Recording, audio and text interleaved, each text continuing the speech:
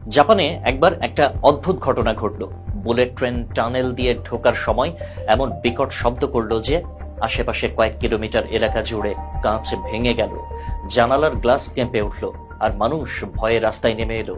মনে হচ্ছিল যেন ছোটখাটো একটা দুর্ঘটনা ঘটে গেছে।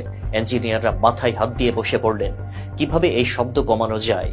তখনই একজন পাখি প্রেমী ইঞ্জিনিয়ারের মাথায় আসে অদ্ভুত এক আইডিয়া। তিনি লক্ষ্য করলেন, কিংফিশার পাখি যখন পানিতে ঝাঁপ দেয় তখন কোনো শব্দ হয় না, কোনো ছিটে ফোঁটাও ছড়ায় না। এই পাখির ঠোঁটের জাদু কি? এই প্রশ্ন জন্ম দেয় ইতিহাসের এক অবিশ্বাস্য উদ্ভাবনের।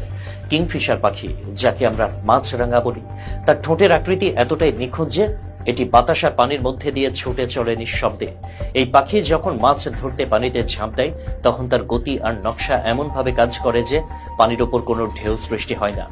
জাপানের ইঞ্জিনিয়ার এটাকে কাজে লাগালেন। তারা বুঝলেন, ট্রেনের সামনের অংশ যদি কিংফিশারের ঠোঁটের মতো সুগঠিত করা যায় তাহলে বাতাসের প্রতিরোধ কমবে, শব্দ কমবে আর গতি বাড়বে।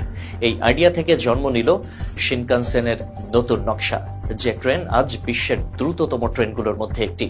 কিংফিশার কোনো সাধারণ পাখি নয়, পৃথিবীতে 90টিরও বেশি প্রজাতির কিংফিশার রয়েছে, যার মধ্যে বাংলাদেশের জলাভূমিতে দেখা দেয় বেশ কিছু। কিন্তু অবাক করা বিষয় হলো, এই পাখিটি উড়তে উড়তেই একটা মাছ দেখে ফেলতে পারে 3 মিটার পানি